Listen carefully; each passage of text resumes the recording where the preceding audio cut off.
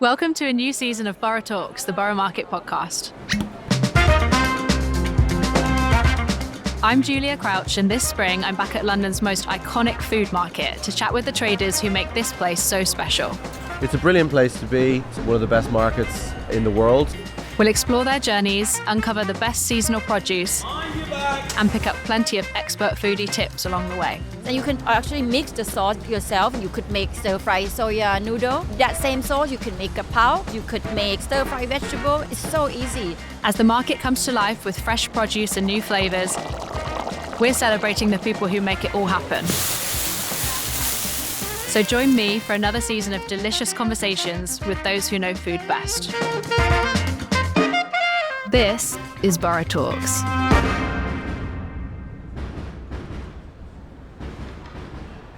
I am delighted to be joined by Flip Dunning from Pâté Moi, which is a very, very special product that I am very addicted to. So anytime I walk past your stall in the market, I'm always there for a sample, and then I always end up buying a pot because it's just so delicious. So it's a fresh mushroom pâté, and I've never had anything like that before. Explain to listeners what it is, how you make it. Okay, so I've been going a while here. This is where I began. My life changed here 20 years ago. 20 years ago, I can't quite believe that, but yes. My brother actually invented this when he was 8. That's a remarkable story. Bonkers, and it sounds like a yarn, but it's absolutely true. How did he do that? What happened? My brother's like a child genius. We were all encouraged to cook all our lives. So we had very relaxed, great cooking parents, and we had hens and things. And so we were always encouraged to use stuff that we had. And my dad was an amazing maker of things. So he'd make all his own sausages all the time. We'd find things like a big tongue bubbling on the stove. Wow. Oh my God. And so that was always a joy. So we were always encouraged to make things. And then one Christmas time, I think it might have been Christmas. I think it was Christmas time. Mum was encouraging us all to make something, whatever we wanted. I personally was mad on anchovies, so I always used to make anchois. At From what about age? age 8, always. That's incredible for an 8-year-old to like anchovies. Well, I asked for anchovies for my birthday, on my 8th birthday, for breakfast, lunch and dinner. You're my type of person. And they let me do it. I was in Italy, fortunately, and they let me do it. So that's kind of it. So I had to make my favourite snack, which was anchois with toasted baguette and a little bit of brandy in there, all sorts of yummy things. And then my brother came up with this. There's very little change to the recipe, There's hardly anything. Tiny tweak maybe on my spicing, but apart from that, it's true to it. So it's made from fresh mushrooms? Fresh mushrooms. Is it a range of different mushrooms? Yeah, a range of different mushrooms. I always also in the autumn would add some wild, some wood bluets, all carefully sourced obviously and checked, but always fresh mushroom throughout the year. And then I use curd cheese and then some organic wholemeal breadcrumb, lemon juice, some secret spices, just a little bit of butter and onion. That's it. But it's all in the alchemy. Describe the texture to people, because it's not like a kind of meat pâté. It's interesting. The thing about the pâté is it's completely smooth and it's creamy and it's got an incredible texture, almost a sort of foie gras texture, as near as you could get to that, I suppose. And you think it would just be for vegetarians, and it's not. I have a huge amount of meat eaters who adore it, but also because vegetarians can have it in lots of different ways. It's fabulous on toasted sourdough like this. It's great with scrambled eggs, lovely brunches, but you can stir it through pasta, risotto. But also, it's incredible with meat. So some of my customers put it under the skin of a roast chicken, for example, before they roast it. I bake it in chicken thighs, and you can wrap that in some pancetta, makes its own delicious sauce. But a brilliant one that we've been doing in the summer at home is if you've got a pizza oven, or even if you don't have a pizza oven, it doesn't matter. You can make your own pizza dough. It's just me and my daughter, and we do it all the time. We make homemade pizzas, and we use this as a base. And then we use whatever extra mushrooms we'd like, wild mushrooms or whatever. You can just add a little parsley, a little more garlic. Incredible, delicious pizza. But I also do a truffle one. And if you're going to do the pizza, you may as well add a little truffle mushroom These are all such good ideas, did. especially the chicken. There's I a lot hadn't of thought of ideas in doing my that head. before. I normally honestly just Oh, have it no. on bread and I eat it immediately. No, delicious. So also if you're doing a really nice soup, you can stir some into that or have it with the crouton on top. Absolutely delicious like that. And describe the flavour of it. So the flavour is not like any other, well, pâté or vegetarian pâté that I've ever tried. First of all, you notice the texture. It's not like anything else.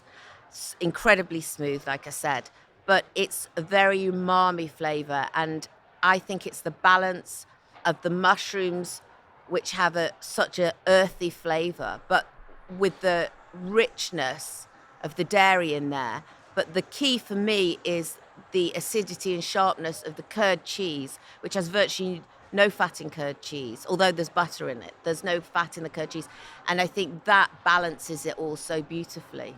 So it's a true alchemy of flavour. How on earth he did it, I have no idea, but thank goodness he did.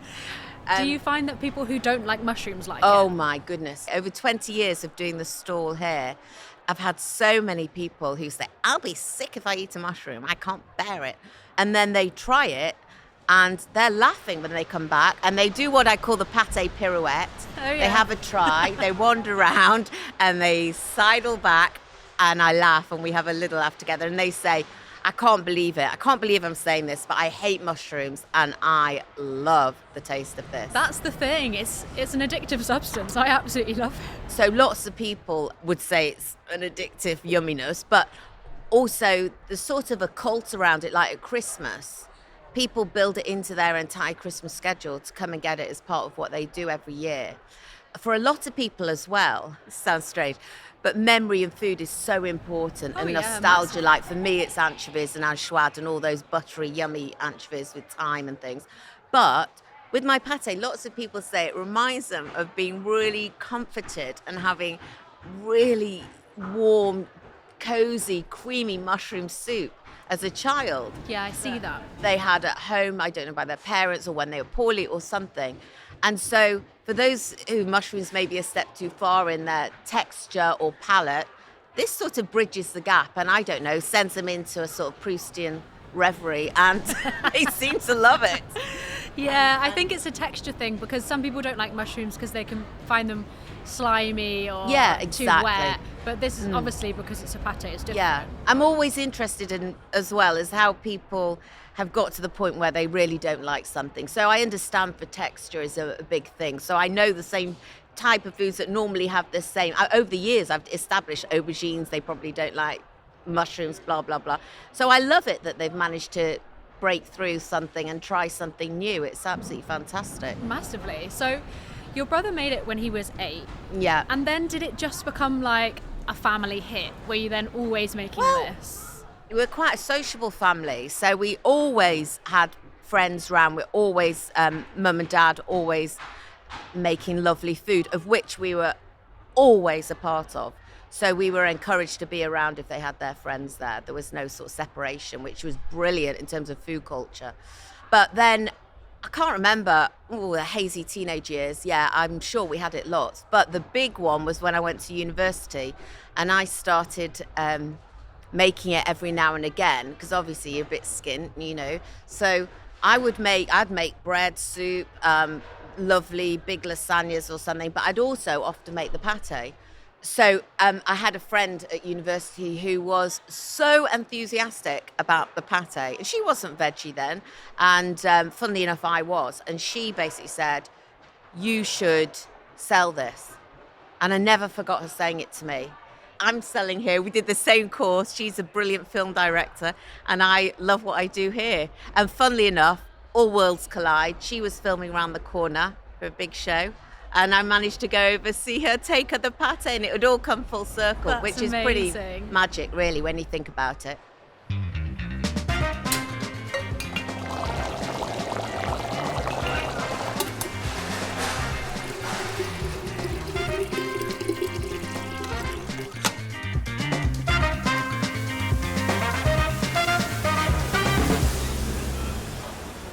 What did you do before you sold pâté in Borough Market? What was So your job? I was a qualitative researcher in advertising. So I remember thinking, oh, I'm quite a creative person, and I was doing very, very long hours, which I still do, but it's a completely different way. Mine's very practical and hands-on now. And I just always used to come to the market when it very first was here, which is a long time ago, when it was just more of a little collection of stalls and a lot of produce then. And I'd come and I'd look at everyone putting their stalls away at the end of the day, folding up their tablecloths, putting away their things that they had made. And I just loved it. And I remember watching them on my own quietly, and I thought, oh, I'd love to, the simplicity of it. And I thought I would just love to change my life and do that. I mean, it's a huge leap. You know, I didn't have any experience of selling products or food or whatever. But I guess what I had learned now in retrospect is knowing what people like and how customers respond. So I had, in all those groups that I'd held over the years, I'd watched body language, I was able to talk to people. I really like people, and I think that's half my success of doing what I do. 100%, because you need to interact with people every day. Yeah, I love it. That's my favourite bit of my job. I mean, it really is. But I only do a little thing, so I'm proud of what I do. I hand make every single thing. That's incredible. That is on my stall. You do it all yourself? Yeah. Have 2 fabulous helpers with me in the kitchen who help me. So how often do you have to make it? Oh, well, it depends what week we're in. So during the week I'm in there. So maybe 2-3 days I try and make all the batches. And then at Christmas I'm in there every day. It's absolutely non-stop. Everyone else goes to a Christmas party. I go into a bunker. With a lot of mushrooms. Yeah, I was like, no one can mention the M word till February. How much do you make a week on average? So this week I ordered about 85 kilos of mushrooms. That's about 600 pots maybe. But then come Christmas, I'm making maybe 4,000 or 5,000 pots in 2 weeks. That's what I mean when I say 5,000 pots. There, that's when I say I don't come out the kitchen. I really mean it. Yeah, it's intense, but it's a life I love. And I love what I do, and I'm proud of what I do. Is it important to you to hand make it all yourself and package it and the whole process? Yeah, I test every single batch. Every single batch I taste and test, yeah. Do you ever get bored of it? No. Well, maybe that's something wrong with me. But for example, I do seasonal things. I love springtime, which is now. First sniff of wild garlic, and I am out in the fields, and I've got all my secret places, and I will forage, and it's me bent over foraging like mad. I'm very, very careful never to leave a trace of where I've been, so I don't pick in one just patch. I go all over the place, and I'm very careful to move as I go. I love plants. My great-granny was the herbalist of our village, and I think that probably runs right through me. So whilst I'm out there, I might get some other herbs that I want, you know, some cleavers to make some tea, some spring nettles for some soup. So I'm interested always. The wild garlic season is very short, for example. How long does it last for? It all depends, obviously, on conditions, but roughly end of Feb to the very first few weeks of May. But obviously, the sweetest, most aromatic, delicious is that early springtime. And the vivid green of those leaves, there is nothing like it. I actually have a little cry when it ends. I love it so much. It sounds like it would work really well with the pâté. I haven't tried that variation for that. Sounds amazing. Yeah, so this year I'll have it with the pâté as well. And it's worth trying just because there's nothing quite as special as the aromatic. There's no heavy punch in it. It's almost sweet. It's delicious. It sounds like you've always been super in touch with kind of ingredients, where things come from, and seasonality. Mm-hmm. Is that something that's really important to you? Absolutely. I can't remember really the last time I went in a supermarket, but I'm very lucky and I'm aware of that. And that's because my work is all at farmers markets. So I've got a little farmers market near where I live, which I adore, and I'm there and I spend a lot of time there, and I get all my produce from here or there. But it means I've got easy access to that. And I think for me, I'm also very fortunate that I've got a daughter who actually I brought up completely on my own, and she knows every single bit of the mushroom pate line since being a baby. So she learnt her maths at school, watching me count up the money or doing the pots, counting the pots out. So between us, we are like a little one-man band. Yeah. And she spent her life looking at ingredients, and you've got to pass on these things and make sure.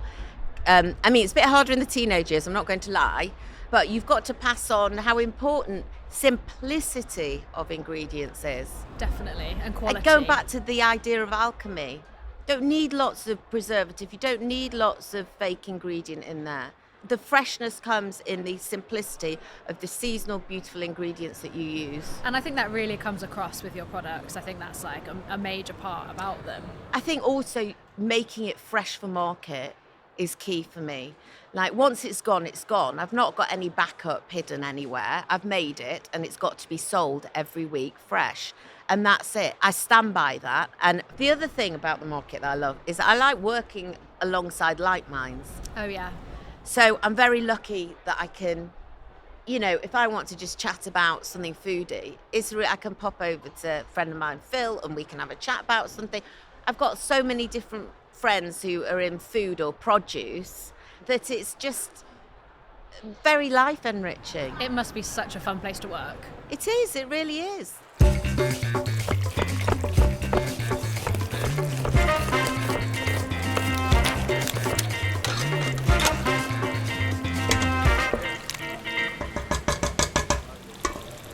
I want to know what it was like on your first day. I can tell you exactly what my first day was like. It was very, very special because my dad had really encouraged me to ditch my job with no experience. And that's a massive thing to do. What a leap. Yeah, not one penny, no startup, nothing like that, no silver spoon scenario for me. He encouraged me to do it, which I did. And then it was a long process to get in because it's a very important not everyone just can apply. Anyway, I got through that process and that took about quite a few months from the first letter. And then I came in late from a wedding very late one night and there was an envelope on the mat. I just knew that what was in there, it was like a sliding doors moment. I was either going to carry on doing the sort of academic life that I was doing, corporate life, or I was going to just do something completely madly different. Yeah. Where my heart really was. And so I gingerly opened this envelope and I was so nervous. And then I happened to just see the very first word, and the very first word said congratulations. And I just couldn't believe it. I just thought life could change from this moment now. How exciting. It was riveting. And so basically then I had to go through all oh my gosh, what are the pots called? I didn't even know the name of the blimmin' vessels to put the pate in. That's the thing, because it's not just about making the food, it's also the whole business of selling it and everything. You had to get your head around a lot, I imagine. Well, when I started 20 years ago, well, for a start, I wasn't on the internet. And there were no sort of food producer groups really that you could be a part of or mine for information. There was nothing. It was scrabbling around in the dust trying to find out. And I've since become friends with people like Henrietta Green, who was brilliant. She was one of the first people involved in the market. And obviously I could ask her questions now, but when I started, I didn't have anyone to ask. I slowly managed to work out what to order. Didn't know about capacities or small order quantities or any of those things. Eventually, it got to my almost time to start, and very sadly, my dad died, we're incredibly close family. So that was a horrendous time, and I actually am forever grateful to Borough Market. And the reason is, I wrote Borough a personal letter from my heart, handwritten, and I explained that my dad had really encouraged me to do this, and it was a huge life change for me. And they very generously wrote back to me, and because it was such extenuating circumstances, let me hold my space and come back a year to the day. Oh wow. Yeah. Year. So 2 weeks short of losing my dad, I started, and I'll never forget, it was September the 8th, 2006. I've never forgotten it. And it was the most beautiful blue sky September day, and There was not a cloud in the sky. I had a pristine apron on. I had a decorator's table. I didn't even know what a bolero table was or anything. And I had this wooden, funny little table that dipped in the middle. It was new, but it was rubbish. And I put my all my little decorations on. I'm famous for all my, my mushroom paraphernalia. And I put my stall out, and I sliced up my baguette ready, put my samples out. Samples are very important to me. It's how people get a flavour and leap into the unknown of trying something they've never thought about. And I stood there and I just waited with my back against the railings of Southwark Cathedral on the periphery, the last stall. And this guy came in and he said, he was American. He said, mushroom pate. I've never had that before. I said, go on, have a try. I've handmade it all, have a try. He didn't know he was my first ever customer. And he tried it, and he made this extraordinary noise. And I just watched him. I didn't know whether it was good or bad, but I was thinking it was good. And then he just said to me it was one of the nicest things he'd ever tasted. Oh my God, what a nice interaction for your first ever customer. I couldn't believe it. And I was thrilled to bits. And I said, you're my very first customer. This is the best sale I could ever hope for. It's wonderful. That's so and he nice. paid, and he was delighted. And I immediately quickly phoned Mum. I said, you're not going to believe it. I've sold my first pot. and she said, I bet your dad's watching it and he'll be proud. And you know what? From that moment, I sold everything. I'd sold, I think, everything by 12 o'clock or something crazy. Oh, wow. And the market manager came over to me at the time and he said, this only one occasion you're allowed to go, but you need to go and find all the mushrooms you can find, and you need to stay up all night, and you need to make double for tomorrow. Wow. And that's exactly what I did. I didn't even think twice about it. And I came back the next day and had my first Saturday in the green market, and again, it had all gone. It was extraordinary. And I remember leaving that Saturday 20 years ago, floating on air, and I was beaming. I remember for quite a long time, I felt like life slowed down in a brilliant way. The pace of my life changed. I was making something for a reason. My days were different. I'd be doing different practical things. And then the days when I'd be in the market selling, I loved it. And I felt like life wasn't passing me by. It slowed down a little. I absolutely couldn't get over that. And I felt like I'd really got my life back. And I never looked back, really. And Changed your life, really. Changed my life. And then I had a baby on my own. And I remember having her in a papoose whilst I was selling. Quick little feed in the vegetable store, which was very sweet. And then carry on. So she's completely imbued in the whole market life and understands the hard days and the good days, because it's not all, roses. It's hard work. I was going to say, how difficult is it to run a business on your own? And It's tough. also, It's be a really tough mum. because it is just me. But, I don't have a business partner to chat about things or to gauge things with. I would say that's the tough bit, actually. And also it means the buck stops with me. I have a lot of responsibility on my shoulders. And it is a way of, week to week living. So, you've got to be on top of it all times and care. If you step out of caring about what you make, when you only make a very small amount of product, then things will slide. Absolutely. And that's why I keep my hand in always. And it's my baby, it's my other baby. Yeah. I love what I do. Was it a massive learning curve at the beginning? It was absolutely huge. Yeah. I mean, learning about tax and how to run your business and just like I said, sourcing, really important, and getting to know your suppliers really well and making them realize that you care about things and you're not going to do a runner and that you're reliable, all those things.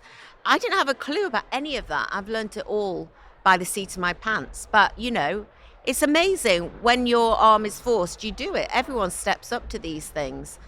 And I really enjoy it. I've loved the challenge of it as well. Yeah, it sounds really fun. Yeah, I mean, 1 year I had to make on my own, completely on my own, because my helper had to fly away to Chile, who was supposed to be helping me.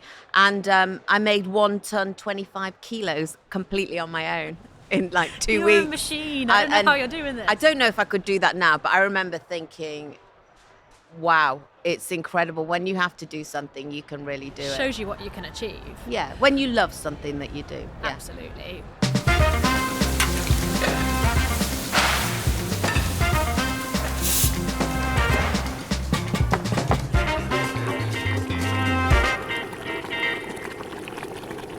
For you, what's the best part of your job? People. I have made so many friends from working in the market. And I mean, obviously people who work here, but customers. I go out all the time with my customers as friends. Yeah. I love that. Oh my goodness. We have like film nights, we have cocktails. I do with all different friends. And to me, that is absolutely priceless. I have a friend who I sit on the heath with and we do really nice herbally heath things, and that's wonderful. I mean, it's incredible that I was just in a lift in Bermondsey. So the other thing is I make my product very close to the market. So as soon as it's made, I chill it and then it's brought. So I'm less than a mile away, for example. When I say it's made fresh from market, it can't get any fresher than that. I was just in the lift on the way to my kitchen yesterday, and they must have seen the bag of my sleeves that go round the pots, of which I make every single night myself, these sleeves. Do you? Yeah, it's the alternative knitting. I can do it with my eyes closed. It's absolutely amazing. I can't have idle hands. I can't believe you do all of this yourself. Yeah, I can't have idle hands now. That's the downer of what I do for the last 20 years. It's impossible for me to sit still. Like tonight, I'm going to be painting all my chalkboards, which I cut out with a jigsaw in the big shape of mushrooms. And then I'll paint those. And then I'll do all my own signage and lettering and things. So there's always something to be doing if it's yours. Yeah. What did the person say in the lift when he... Oh, so I was in the lift and I had my big bag of sleeves. And this old couple, and they said to me, I had my back to them and they just said, "We absolutely love your pâté." I bet you get that all the time. Which, normally when I'm walking around with these empty bags of sleeves back to and from the market, people will stop me. People are curious. I get stopped and asked all the time what they are. But also, I got a black taxi very late again. It sounds like I'm always at weddings. I'm not. And the taxi driver said, "Oh, you're late." I said, "Oh, I know, and I've got to be at Borough Market very early in the morning." And he said, "Oh, why? What do you do?" And I said, "Oh, you won't have heard of it." I said, "Oh, I make something unusual." And he said, "Go on." There's me half cut. And he goes, "Well," I said, "I make mushroom pâté." And he said, "Blimey, you're not Pâté Moi, are you?" And I couldn't believe it. I felt like I'd arrived. Just a random black taxi in Celebrity. London. Well, it was just nice that people love it. And I love it. that. So nice. I love it how generous people are of telling you how much they like it. I mean, I get emails from all over the world. This is no joke. I got one from a desperate man in Paris. Why was he desperate? Well, he'd moved. And he ate his last pot on the Eurostar with a spoon. And then he'd moved. And he said, "What am I going to do?" was the heading of his email. And he said, "I just can't live without it. I don't know what I'm going to do." So I just had to sort of talk him down. So he'd have to get on the Eurostar and come back and stock up. But also, I mean, people from all over the place. Have a lady who plans her flights from America to come and try it and get it. And, it's just wonderful. That must be so incredible. So nice.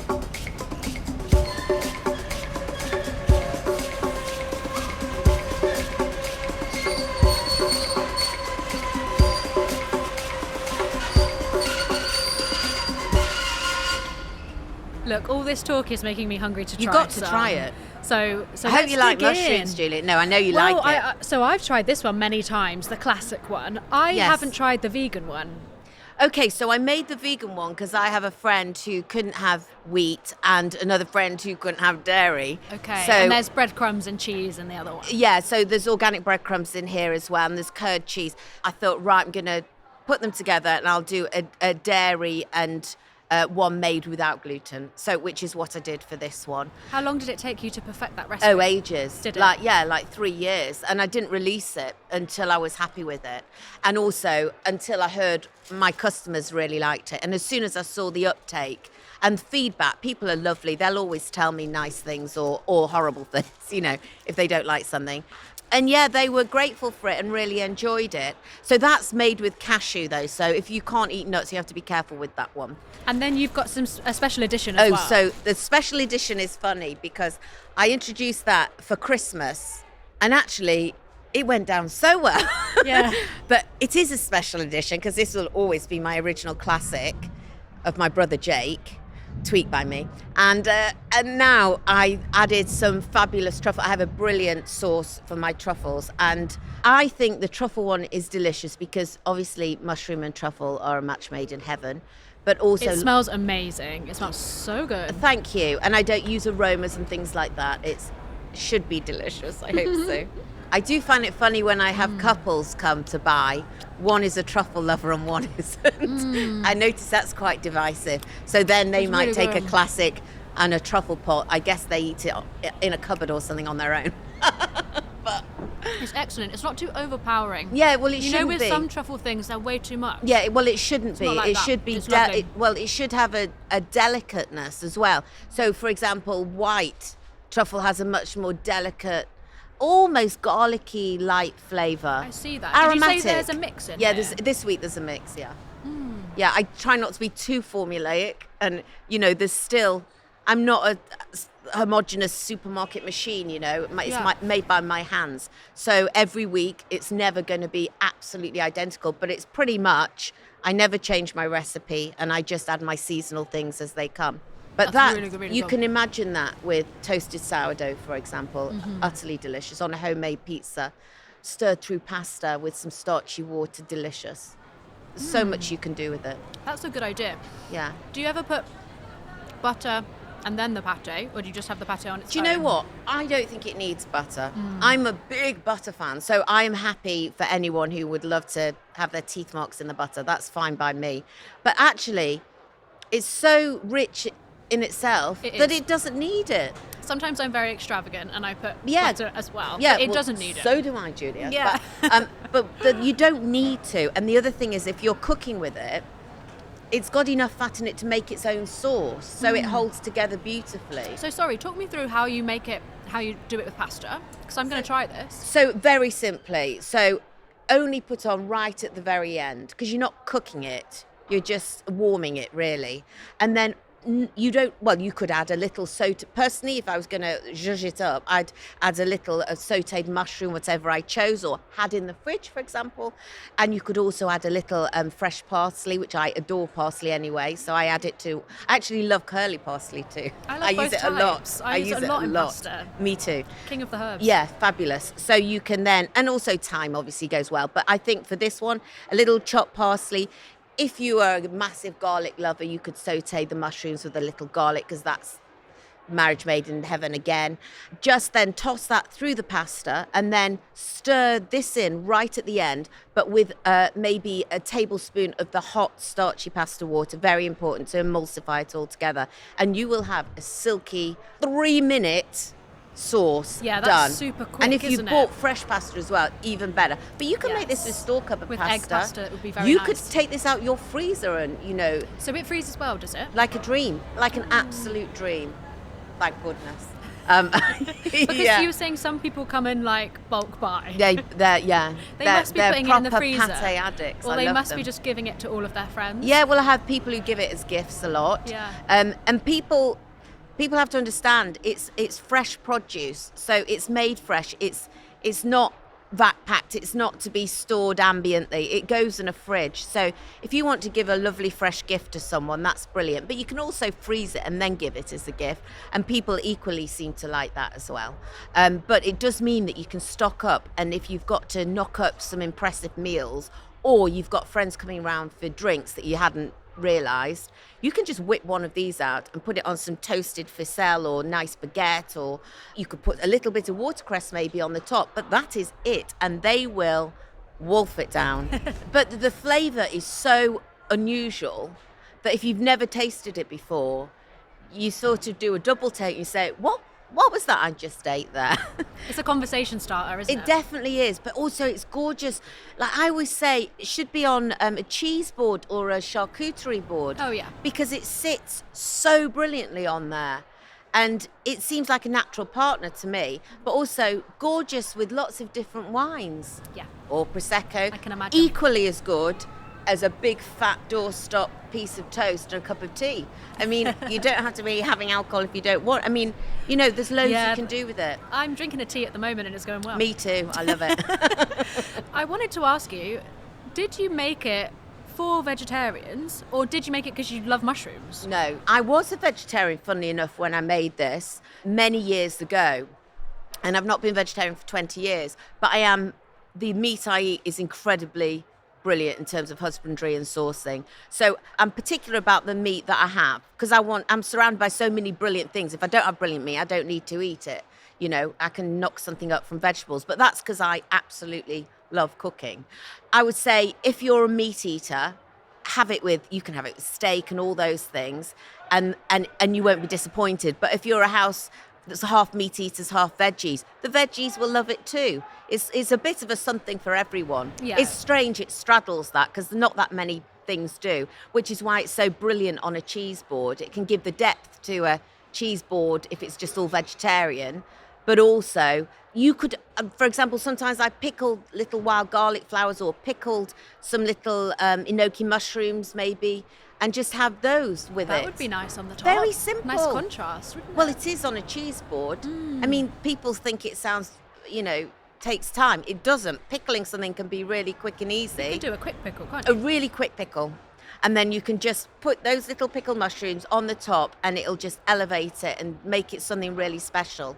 And, it's handmade and it doesn't matter that you've not done it, but it's a nice thing on a cheese board. Yeah. I think Or with mushrooms are charcuterie. that kind of weird thing where they are kind of a bit meaty, Yeah, they they have are. such an umami flavour. Well, funnily enough, lots and lots of vegetarians will always say to me, the thing I really miss since becoming a vegetarian is not being able to eat pâté. And so they can't quite believe it when they taste it because it's a texture thing with this. I'm purposely not making a chunky pâté. No, it's smooth. I'm not trying to copy a meat pâté at all. This is its own thing, It standalone. really is its own thing. Yeah. And I think the texture is very silky. So It's very silky. Yeah. I think that's really part of the appeal. great for picnics in the summer as well. So you can do all sorts with it. So what's next for Pâté Moi? Oh, well, mainly carrying on with wild garlic picking because it's such a short little season and I absolutely can't get enough of that. And then I'm going to I'm like a tortoise on these things. Maybe grow the range potentially. But yeah, I've always got loads of little ideas brewing in there. Like seasonal ones or something that you would keep on the menu the whole time? Well, we'll see. Oh, it's The exciting. customers will let me know. I love how connected you are to the customers. No, you really I listen to their I feedback. listen to every single thing they say, yeah. That's great. Absolutely. It's a great way to do it. I won't keep something on that they didn't like I couldn't have someone buying something that I didn't absolutely think was yummy or delicious. I'd feel like a fraud.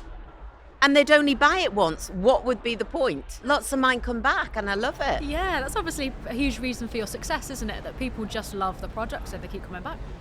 Well, long may it continue. I love what I do and I've seen so much change here and I think it's an exciting time for food and I just keep chugging along and doing the best I absolutely can, and as long as I love what I do, you can't go wrong, I think. Yeah, definitely.